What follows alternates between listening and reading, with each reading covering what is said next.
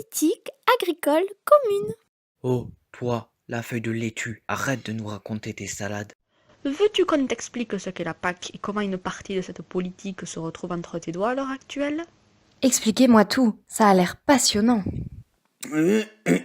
Dans les années 50, après la Seconde Guerre mondiale, qui a fait de terribles ravages en Europe, l'agriculture peinait à couvrir les besoins vitaux des Européens et n'avait plus un radis. C'est pourquoi le 25 mars 1957, la politique agricole commune est née grâce au traité de Rome, signé par les membres fondateurs de la Communauté économique européenne, ou CE pour les intimes. Il s'agissait alors de rendre la communauté autosuffisante, plus solidaire et de moderniser un secteur agricole encore très disparate selon les pays, en versant des subventions aux agriculteurs pour faire baisser les prix et rendre nos produits plus compétitifs face au marché mondial. Espèce de patate, laisse-moi continuer. Et ramène pas ta fraise, toi. Ne vous prenez pas le chou, coupons la poire en deux. Toi, tomate, tu n'as qu'à poursuivre. Elle est entrée en vigueur en 1962 et en 56 ans, on peut dire que cette politique a beaucoup évolué.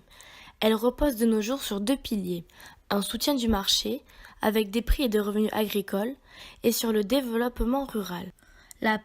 Qui est l'un des fondements de l'Union européenne, a permis à celle-ci de devenir la première puissance agricole et la deuxième exportatrice de produits agricoles au monde. Oh oui, elle a été une incontestable réussite sous certains aspects, comme la modernisation de l'agriculture, le développement de la production, les immenses gains de productivité qu'elle a permis. Elle a quand même encore du pain sur la planche pour concilier une agriculture efficace avec les défis du monde actuel. Changement climatique, préoccupations environnementales, désertification des campagnes, chômage. Mais par qui est-elle mise en œuvre? Elle est mise en œuvre par la Direction générale Agriculture et Développement rural de la Commission européenne.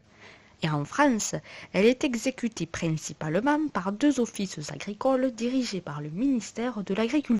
Et en quoi la PAC joue-t-elle un rôle dans votre récolte? Eh bien, c'est très simple. La PAC a tout d'abord permis à nos agriculteurs et agricultrices d'obtenir un revenu stable pour continuer leurs activités en utilisant des pratiques plus écologiques, c'est-à-dire plus saines. Ne vois-tu pas comme je suis jolie? C'est parce que je suis née dans des conditions naturelles.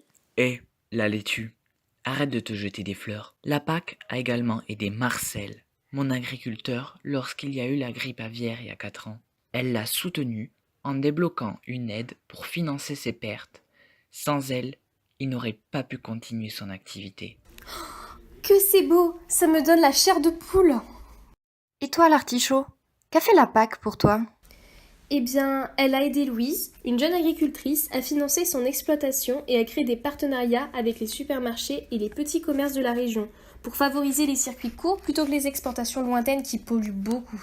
Quant à moi, je suis une tomate d'origine 100% française et la PAC a aidé Gérard, mon producteur, à obtenir des labels de qualité européens. Ah oui, en effet. Heureusement qu'elle est là, mais par qui est-elle financée? Elle représente 40% du budget de l'Europe. T'imagines, c'est presque la moitié du budget qui est destiné à l'agriculture. Et tout ça pour que tu puisses manger sereinement à chaque fois que tu engloutis des membres de notre famille. Pour la période de 2014 à 2020, la PAC dispose de 363 milliards d'euros et ici dans notre pays, comme avec nos 28 millions d'hectares, nous avons la plus grande surface agricole d'Europe. On dispose d'environ 9,1 milliards d'euros par an. Bon, tu commences à me prendre le chou à trop parler. Ce budget commun est financé par une partie de nos impôts nationaux. Chaque État reçoit une enveloppe budgétaire pour 7 ans et décide de ce qu'il en fait. Waouh! Eh bien, je ne pensais pas apprendre autant de choses de la part d'aliments hauts comme 3 pommes. On n'a pas un pois chiche dans la tête, nous. Prends pas le melon, toi. En tout cas, Camille, prends-en de la graine. Favorise les produits issus de l'agriculture paysanne pour ton bien-être et celui de la planète. Bon, on va pas en faire tout un fromage non plus. Allez, mange-nous, parce que c'est pas tout, mais là-dedans on est serré comme des sardines.